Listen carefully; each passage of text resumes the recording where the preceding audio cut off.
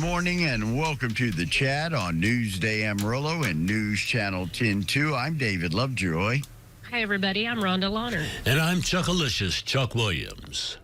All March long, we've been chatting with Dr. Obokhare from Texas Tech Physician Surgery about Colorectal Cancer Awareness Month. As we wrap up the month, we wanted to share more about the Get Fit, Stay Fit program. And it looks like the doc is getting ready to go to work today. He's hard at it this morning. Monday. Yeah, it's a Monday. Good morning, Dr. Obokhare. How are you doing today?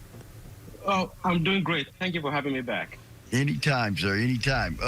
We talk about tell us more about the Get Fit, Stay Fit program at Texas Tech Physicians. And as we've dug in and talked about colon and rectal cancer this month, and everything from treatment, life after treatment, finding it, the age limit we found out is getting younger and younger. Now testing's at 45. But one of the best things you can do is get into shape and prepare your body. You don't know what's going to hit you down the road. And you can't say that being a gym rat is going to stop colon and rectal cancer from coming into your life. But you want to do things to improve your odds. Isn't that correct, doctor?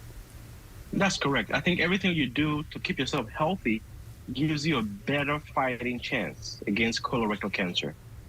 And that's why we partner with CIPRET, which is the Cancer Prevention Institute of Texas, which gives us a grant to offer free screening to folks in the Texas Panhandle in all 32 counties. When we talk about the Texas Panhandle, I'm looking at some amazing numbers about the number of people that have been reached just in the Panhandle. Talk to us about what all you've been able to do with this grant and with other areas that you're working in. Well, since the grant was awarded to us at Texas Tech in 2015, we've been able to provide 500 free colonoscopies through the grant. We've been able to provide stool testing for almost 4,000 patients. And guess what? This is what gets me excited, is that we've been able to remove about 400 plus polyps, which could have become cancer in different patients. Now, we're talking about colorectal cancer. I've often heard, and maybe this may be somewhat repetitious, I've often heard that men far surpass women as far as the disease goes. Is that true? That's correct. It occurs a slightly increased incidence in men, like 1.5 times more in men than women. And we think that is not just related to being the male sex. I think it's due to screening. Because think about it, more women go to see their doctor, more women talk to their doctors about their problems.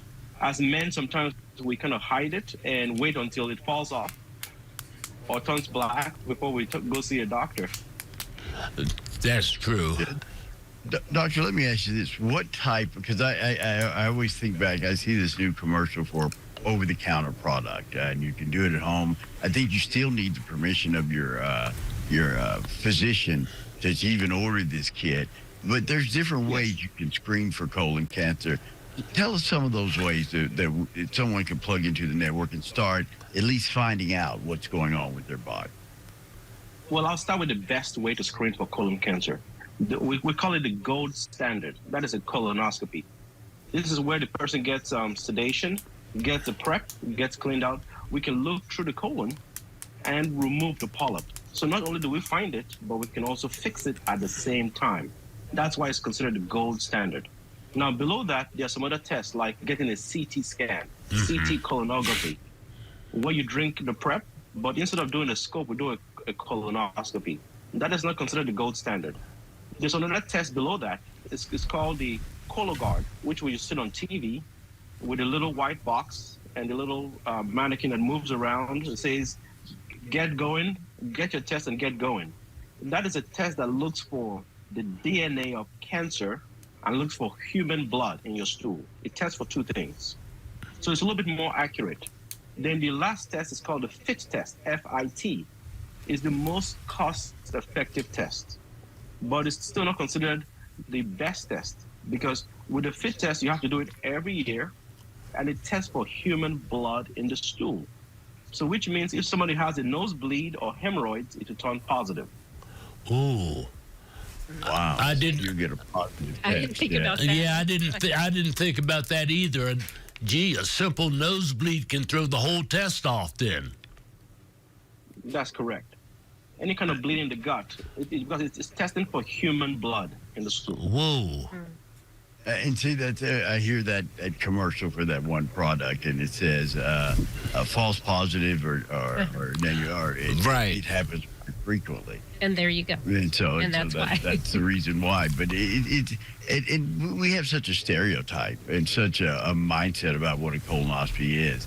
It really is a simple procedure, and it takes a little bit of time. It's going to take your morning or your afternoon up to do to do the testing, but it is the most best and accurate way to do it. It is. I think the prep is the worst than actually going to the procedure. Drinking the liquid, cleaning out your system, that sort of thing. It's not really that bad, is it, Dr. Obokhare? I mean, I'm sure you do hundreds across a month. A colonoscopy isn't really that bad a procedure, or not that invasive, is it? No, it's not. In fact, all you need to do is take a one and a half day off from work to get it done.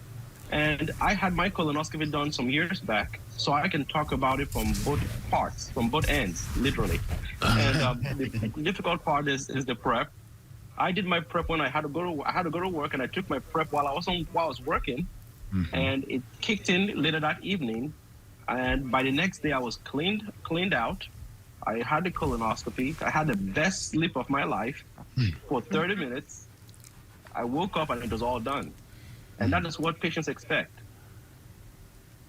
Now, one thing, age becomes a factor. We talked about men are higher risk, but age is also a factor, and we're lowering the age that we should be getting screened. What are some factors that have contributed to, changing this standard? Well, we've looked hard and fast about this. The genetics is not changing, but what we've noticed is the diet is changing. Because we're eating not just processed foods, but we call them ultra-processed foods. Because the components of the meal, they are all processed. So for example, let's say you take a meal like pizza. It has processed meats in it, processed pepperoni, processed flour. Everything is processed on one particular meal. So consumption of high processed foods over a long period of time with low fiber, with increased toxins, is what we think is causing this sudden increase in younger population. Well, that's hard to believe. You just hit on one of the staples of my livelihood, pizza. When you think about it, even the cheese is processed. So, I mean, literally, you are catching it from either way you go, The sauce is processed. Right. Correct. Yeah. Process. What would you say is contributing to? We keep hearing this that lower the age is getting lower. People are getting being diagnosed younger and younger with colorectal cancer. What's probably one of the main contributing factors into that? The main control factor is lack of exercise, smoking, diet. Diet is a big portion. There's a saying: you are what you eat. Garbage in, garbage out. Right. So I think making that small change in increasing fiber, so that way it decreases the transit time from the mouth to the anus. It's a lot faster with increased fiber. So there's less time for the toxins to get in contact with the colon. And that's how cancer starts. Ooh. Yeah, that's the difference. Now, the big event coming up with the Get Fit, the class coming up with it.